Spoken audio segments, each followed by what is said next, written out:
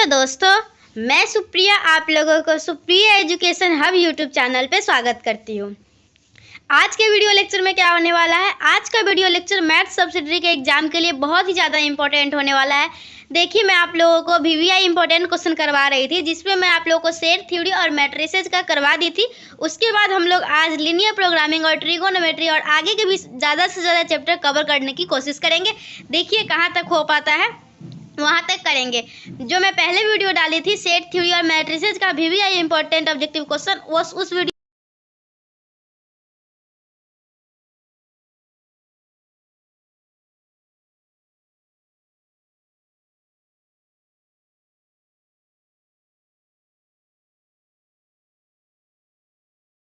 तो चलिए हम लोग क्लास करते हैं आज का स्टार्ट।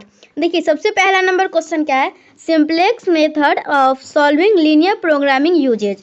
तो आप लोगों का जो सिंप्लेक्स मेथड होता है ना, जस्ट वेट, ये ऊपर आ गया, हाँ यस। आप लोगों का जो सिंप्लेक्स मेथड, देखिए आप लोग के एग्जाम में सिंप्लेक्स मेथड से क्वेश्चन फिक्स है किससे आएगा। तो आप लोग सिंप्लेक्स मेथड यूट्यूब पे सर्च करके किसी और टीचर से भी थोड़ा सा अच्छे से समझ लीजिएगा उसके स्टेप वगैरह, क्योंकि उसके स्टेप के अंदर से भी क्वेश्चन बना कर पूछ दिया जाता है। ऐसे सब्सिडरी है तो ईजी ही पूछेगा, ज़्यादा हार्ड नहीं पूछेगा। लेकिन फिर भी एक बार 30 मिनट का वीडियो होगा यूट्यूब पे, बस उतना ही देर में ही समझाया जा सकता है, तो आप लोग देख लीजिएगा यूट्यूब से एक बार सिंप्लेक्स मेथड बहुत ही अच्छे तरीके से। देखिए, simplex method of solving linear programming problem uses only the corner points of the feasible region. Okay, आप लोग का इसका बी करेक्ट है। चलिए देखिए नेक्स्ट क्या है, ये हो चुका है, यहीं पे लिखा हुआ तो देख लीजिए सिंप्लेक्स मेथड। यहाँ पे क्या लिखा हुआ है? Simplex method of solving linear programming problem uses by the corner points of the feasible region. चलिए देखिए नेक्स्ट क्या है, ये सभी उतना इंपॉर्टेंट नहीं है। ये क्या है? Which one of the following is true in the case of simplex method of linear programming? तो ये क्वेश्चन आप लोग के लिए इंपॉर्टेंट है। क्या सिंप्लेक्स मेथड जो होता है वो किसके लिए है? तो it inequalities are not converted into equation. तो देखिए, आप लोग पहले सिंप्लेक्स मेथड से क्वेश्चन सॉल्व करते हैं, तो अगर कोई भी इनइक्वालिटीज होता है, जैसे x1 + x2 ≤ 4 है, तो सबसे पहले आप लोग इसमें स्लैक वेरिएबल ऐड करके आप लोग इसको इक्वल करते हैं।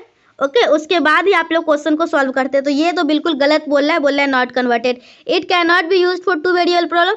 तो नहीं, ऐसा नहीं है, मतलब कि 2 वेरिएबल के लिए भी यूज कर सकते हैं। ओके, ऐसा नहीं कि 2 के लिए हम लोग कर ही नहीं सकते, तो ये भी गलत है। पहला नंबर क्वेश्चन क्या है? The constant of constant equation may be positive और मे बी निगेटिव। और लास्ट क्या है? The simplex algorithm is an interactive procedure. तो आप लोगों का इसका correct answer option number D होना चाहिए। चलिए देखिए नेक्स्ट क्या है। चलिए अब आता है ज़्यादा इम्पोर्टेंट, वो 2 ऐसी इधर उधर से ले आई थी मैं, मुझे लगा था इम्पोर्टेंट है इसलिए पीडीएफ में ऐड कर दी थी। देखिए क्या है? In the simplex method the slack, surplus and artificial variable are restricted to be. तो आप लोग का देखिए, ये जो स्लैक वेरिएबल और सरप्लस वेरिएबल सब होता है, ये रेस्ट्रिक्टेड है नॉन निगेटिव से। ओके, तो आप लोगों का इसका ऑप्शन नंबर सी बिल्कुल करेक्ट हो जाएगा। देखिए आप लोग, देखिए अगर आप लोग किसी और यूनिवर्सिटी के स्टूडेंट हैं, जैसे मगध यूनिवर्सिटी कोई ले लीजिए, और अभी आप लोग का पेपर 1 का एग्जाम नहीं हुआ है, कुछ दिनों में होने वाला है 23 तारीख को, तो आप लोग के लिए भी बहुत ज़्यादा इंपॉर्टेंट है, क्योंकि आप लोग का भी सिलेबस सेम ही है। अगर सिलेबस सेम है तो क्वेश्चन भी सेम ही रहता है, कुछ ज़्यादा अलग नहीं होता है। चलिए देखिए नेक्स्ट क्वेश्चन क्या है। In simplex method, basic solution set as n-m. All the variable other than basic are classified as non-basic variable. तो आप लोगों का इसका ऑप्शन डी करेक्ट हो जाएगा। In simplex method, the feasible basic solution must satisfy the non-negativity constraint. आप लोगों का ऑप्शन नंबर 1 करेक्ट हो जाएगा। मैं मॉडल पेपर का भी थोड़ी देर में बना के डालूंगी, जो बाकी है पहले इंपॉर्टेंट क्वेश्चन को कर लेते हैं। The third requirement of simplex method is that all the variable are restricted to include non negative value. चलिए देखिए, according to algebra of simplex method the slack variable are assigned 0 coefficient because no contribution in objective function. Next क्या है? चलिए अब हम लोग थोड़ा सा देख लेते हैं कुछ फार्मूला, क्योंकि आप लोगों को फार्मूला भी बहुत सारा पूछा जाता है। तो आप लोग कौन कौन से फार्मूला को आप लोग को याद रखना है, तो आप लोग को याद रखना है ये कॉस थीटा। देखिए एक ट्रिक ध्यान दीजिए, अगर कॉस थीटा है तो आप लोग को यहाँ पे प्लस आ रहा है और साइन थीटा है तो यहाँ पे माइनस आ रहा है। तो आप लोग याद रखिएगा साइन का बस माइनस याद रखिएगा। मैक्सिमम जगह साइन जहाँ आता है ना तो उसमें फॉर्मूला में माइनस आ जाता है, ज़्यादातर में आता है, एक दो एक्सेप्शन भी है, लेकिन ज़्यादातर में आप लोग साइन थीटा देखिएगा तो माइनस होना चाहिए। तो यहाँ साइन थीटा है और यहाँ भी माइनस है, तो साइन थीटा का फॉर्मूला ये तो सभी को याद रहता ही, e⁻i थीटा, और यहाँ भी e⁻−i थीटा डिवाइड बाई 2 होता है। बीच में का साइन ही सब भूल जाते हैं, तो याद रखिएगा साइन में माइनस आता है, कॉस में प्लस आता है। ये दोनों फॉर्मूला बहुत ही ज़्यादा इंपॉर्टेंट है, तो आई थिंक आप लोग को याद रहेगा। एक बार और बता देती हूँ क्योंकि ये इंपॉर्टेंट है। साइन थीटा का फॉर्मूला क्या होता है? साइन थीटा का फॉर्मूला होता है e⁻i theta minus e⁻−i theta divided by 2। अगर यही कॉस थीटा का होता है तो बस प्लस हो जाता है, यहाँ पे प्लस हो जाता है अगर आप लोग का कॉस थीटा का होता है। तो आई थिंक आप लोगों को समझ में आ गया ये साइन थीटा कॉस थीटा का फॉर्मूला, क्योंकि डायरेक्ट फार्मूला पूछा जाता है, इसलिए मैं कुछ इंपॉर्टेंट फार्मूला जो है वो आप लोगों को बता दे रही हूँ। ओके, और कोई इंपॉर्टेंट फार्मूला है क्या? हाँ, एक फार्मूला ये भी है, इसको भी याद रखिए, log of alpha plus iota beta equal to 1/2 log, यहाँ पे तो दिख ही रहा होगा, लिखने का क्या मतलब है, alpha square plus beta square I into 2n pi plus tan inverse beta by alpha. चलिए देखिए नेक्स्ट फार्मूला क्या है। नेक्स्ट फार्मूला ये आप लोग को मैं बता चुकी हूँ। ये देखिए अगर z के फॉर्म में हो तो साइन हाइपरबोलिक z जो होता है वो आप लोग का e⁻, देखिए यहाँ पे भी साइन आया तो माइनस आया, देख रहे हैं आप लोग खुद से, एक जगह बस आप लोग का चेंज है, आगे बताऊंगी। यहाँ पे साइन माइनस है तो माइनस है, यहाँ पे मतलब कि साइन है तो माइनस है, कॉस है तो प्लस है। तो आप लोग इस दोनों फार्मूला को भी याद रखिएगा। अगर साइन हाइपरबोलिक z पूछा जा रहा है तो e⁻z minus e⁻−z divided by 2। चलिए देखिए नेक्स्ट क्या है।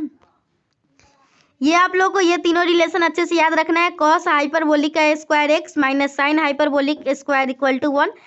इसमें माइनस आता है सेक के साथ tan और कॉट के साथ माइनस कोसेक। देखिए तो आप लोग याद रखिएगा, जैसे आप लोग को ये फार्मूला बहुत ही ज़्यादा इंपॉर्टेंट था, sine square theta plus cos square theta equal to 1। इसी तरीके से हाइपरबोलिक में ये सब तीनों फार्मूला बहुत ही ज़्यादा इंपॉर्टेंट है।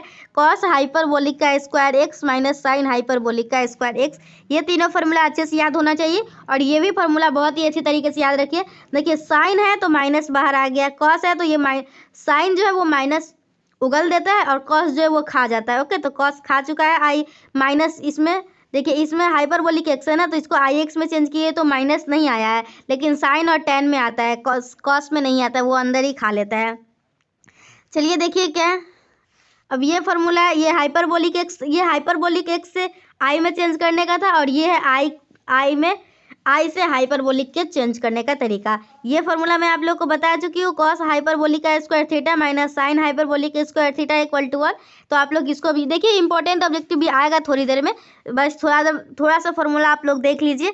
आप लोग खुद से भी देख के याद कर सकते हैं कौन कौन है। Sine hyperbolic 2 theta, 2 sine hyperbolic theta into cos hyperbolic theta, और tan में ये होता है। ओके, और देखिए cos hyperbolic square theta minus sine hyperbolic square theta equal to 1। और ये जो फार्मूला है ना आप लोग का cos hyperbolic 2 theta equal to, तो ये फार्मूला भी आप लोगों को याद रहना चाहिए। सभी के सभी फार्मूला बहुत ही ज़्यादा इंपॉर्टेंट है। तो आप लोग फार्मूला देख लीजिए एक बार और याद कर लीजिए, आगे ऑब्जेक्टिव पे मैं जा रही हूँ। ओके, ये यूलर्स फार्मूला याद रखिएगा, बहुत ही ज़्यादा इंपॉर्टेंट है। थोड़ा सा नीचे आ जाओ। यूलर्स फार्मूला क्या है? e⁻iz equal to cos of z प्लस आई ऑफ साइन z, और e⁻ माइनस है तो यहाँ पे माइनस आ गया। ये दोनों फार्मूला मैं पहले ही बता चुकी हूँ, साइन है तो माइनस आएगा और कॉस है तो प्लस आएगा। ओके, और देखिए ये सर्कुलर फंक्शन में अगर 2n पाई ऐड करते हैं तो वो उसके बराबर ही रहता है। चलिए देखिए आप लोग फार्मूला को देखते चलिए। देखिए ये क्वेश्चन ऑनर्स पेपर में भी आया पूछा हुआ था। इस तीनों में से कोई एक फार्मूला पूछा हुआ था, ये नहीं एक नहीं दो पूछा था, tan का भी पूछा था और इस दोनों में से कोई एक पूछा था। तो आप लोग ध्यान दे दीजिए। देखिए ये तीनों फार्मूला बहुत ही ज़्यादा इंपॉर्टेंट है, तो हम लोग एक बार देख लेते हैं। Sine of hyperbolic inverse omega का लॉग साइन, देखिए हाँ मैं एक बार बोली थी ना, एक जगह बस उल्टा हो जाता है, तो ध्यान दीजिए। आप लोगों का यहाँ पे क्या है, यहाँ पे माइनस है और यहाँ पे प्लस है। देखिए यहाँ पे तो दोनों में प्लस है, बस यहाँ पे यहीं पे चेंज हो रहा है। Root under omega square plus 1 होगा या फिर root under omega square minus होगा। तो देखिए मैं बोली थी साइन में हमेशा माइनस आता है, बट ये एक एक्सेप्शन है। यहाँ पे साइन मतलब कि ये कोई मतलब कि कॉन्सेप्ट नहीं है, ये याद करने का ट्रिक है। जो ट्रिक बनाई उसमें एक एक्सेप्शन आ गया। तो यहाँ पे आप लोग का साइन थीटा जो है साइन में यहाँ पे माइनस आ जाता है। ओके, तो आप लोग ध्यान दे दीजिए। आप लोग कैसे याद कीजिएगा, ये आप लोग का साइन में यहाँ पे प्लस आया है और कॉस में यहाँ पे माइनस आया है। ये दोनों फार्मूला अगर आप लोग याद कर लिए, और कर ही लीजिए क्योंकि पूछेगा, तो आप लोग एक फार्मूला इसको भी देख लीजिए, tan ऑफ हाइपरबोलिक का inverse omega equal to 1/2 of log of. ये भी क्वेश्चन पूछा गया हुआ था ऑनर्स पेपर में। तो आप लोग सभी का जनरल फार्मूला भी अच्छे से याद रखिए, ये भी पूछा जाता है जनरल फार्मूला। ओके, और आप लोग इसका ये फार्मूला भी याद रखना है क्योंकि एग्जाम में पूछा जाता है। तो 1/2 log of 1 plus omega by 1 minus omega. तो चलिए देखिए, तो आई थिंक इतना देर में आप लोग ये सभी फार्मूला याद भी कर चुके होंगे। ये सब फार्मूला देख लीजिए आप लोग। तो ये क्या है आप लोगों का साइन हाइपरबोलिक इनवर्स ओमेगा में माइनस आई बाहर आया, यहाँ पे आई ओमेगा है, यहाँ पे आई ओमेगा है, बट इसमें सिर्फ ओमेगा है। ग्रिगोरी सीरीज क्या होता है, ग्रिगोरी सीरीज होता है आप लोग का tan इनवर्स एक्स और x minus x cube upon 3 plus x to the power 5 plus 5। देखिए इसका इंपॉर्टेंट ऑब्जेक्टिव करवाती तो फार्मूला सभी रहता, तो मैं सीधा फार्मूला ही इसके लिए आप लोगों को ये बना के आप लोगों को बता रही हूँ। ओके, तो देख सकते हैं tan इनवर्स एक्स का ग्रिगोरी सीरीज क्या होता है, tan inverse x equal to x minus x cube by 3 plus x to power 5/5। और इसका वैल्यू जो होता है वो -1 से लेके 1 तक एक्स का वैल्यू होता है। अगर थीटा की बात किया जाए तो थीटा का वैल्यू -π/4 से आप लोगों को π/4 तक होता है। ग्रिगोरी सीरीज कन्वर्जेंट कब होता है, तो ग्रिगोरी सीरीज जो है वो कन्वर्जेंट होता है इस कंडीशन में nπ माइनस π/4 से nπ प्लस π/4 तक। ओके, चलिए देख लिए अब आगे क्या है आप लोगों का। बस ये सब ज़्यादा इंपॉर्टेंट नहीं है। अब ये देखिए क्या क्वेश्चन है, the set of real number in the interval 0 से 1। तो 0 से 1 के बीच में जो सेट होता है रियल नंबर का वो होता है अनकाउंटेबल, उसको हम लोग काउंट नहीं कर सकते हैं। Let A and B two countable then A minus B. देखिए अगर आप लोगों का ए काउंटेबल सेट है, बी भी काउंटेबल सेट है, तो दोनों को माइनस कीजिएगा तो वो भी आप लोगों का काउंटेबल सेट ही आएगा। ये क्या है, the relation is a factor of on the set. क्या है, the relation is a factor of the, मतलब कि रिलेशन इस प्रकार से है कि वो फैक्टर है। Okay, is a factor on the set N of all real number. तो ये जो होगा ये आप लोग का रिफ्लेक्सिव है, बिल्कुल सही है। ये आप लोग का एलपीपी का क्वेश्चन है, तो इसको सॉल्व करने में टाइम लगेगा और इसको पेज पे ही समझाना होगा। ओके, ये देखिए क्या है, इन ऑप्टिमल। तो आप लोगों का 86 का कौन सा करेक्ट है, आप लोगों का इनफिजिबल सॉल्यूशन हो जाएगा। Simplex method to solve LPP was developed in this year. तो आप लोगों का सिंप्लेक्स मेथड जो है वो कब डिस्कवर किया गया, तो आप लोगों का सिंप्लेक्स मेथड जो है वो 1947 में डिस्कवर्ड किया था जॉर्ज डैंटेनचंग ने।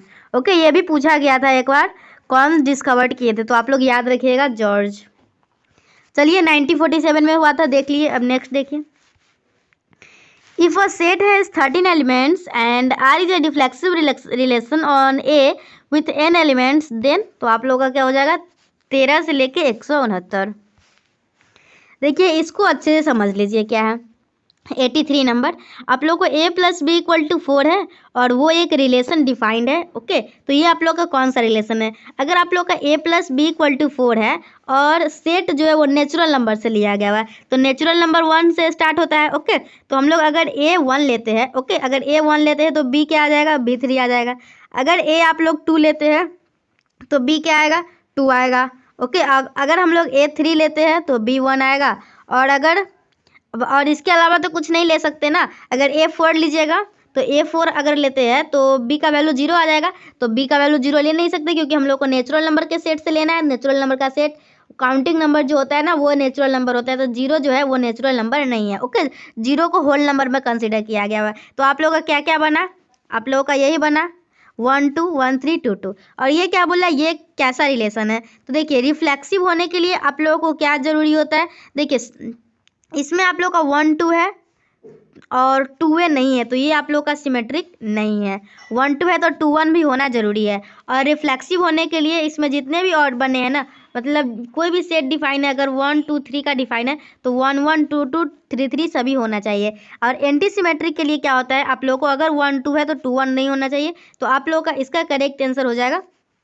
और अगर ट्रांजिटिव है तो अगर आप लोग का इसमें 1 2 बन रहा है, इसमें 2 2 बन रहा है, तो इसको हटाइए। 1 3 है तो आप लोगों का इसका करेक्ट आंसर क्या होगा, आप लोगों का इसका करेक्ट आंसर जो है ना वो एंटी सिमेट्रिक हो जाएगा।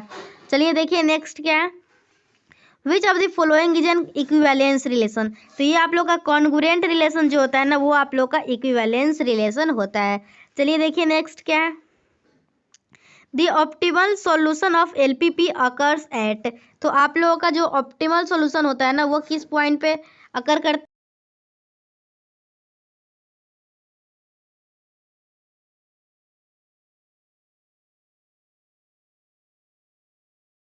क्या है, the optimal solution of LPP occurs at extreme point.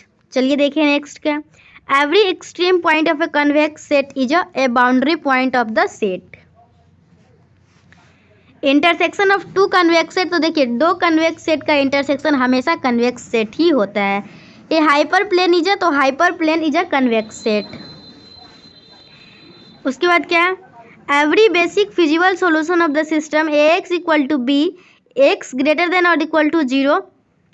तो देखिए क्या हो जाएगा, every basic feasible solution the an extreme point of the convex set of feasible solution.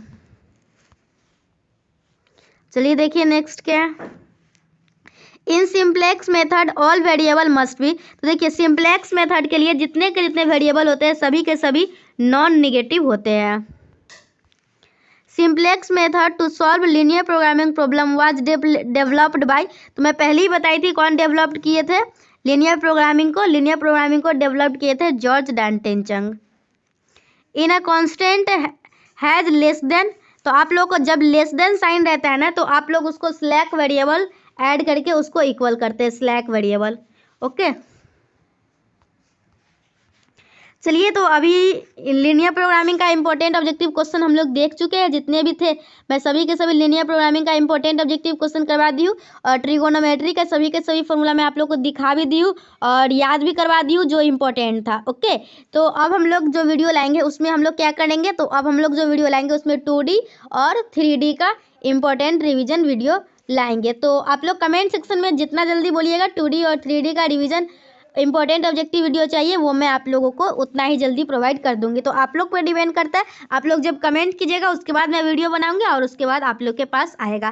तो चलिए, thanks for watching my video. ये वीडियो आप लोग को कैसा लगा, आप लोग इस सभी फार्मूला को जरूर अच्छे से याद कर लीजिएगा और जो भी क्वेश्चन बताई हूँ अच्छे से देख लीजिएगा एक बार। तो चलिए, thanks for watching my video and thanks for coming Supriya education अब।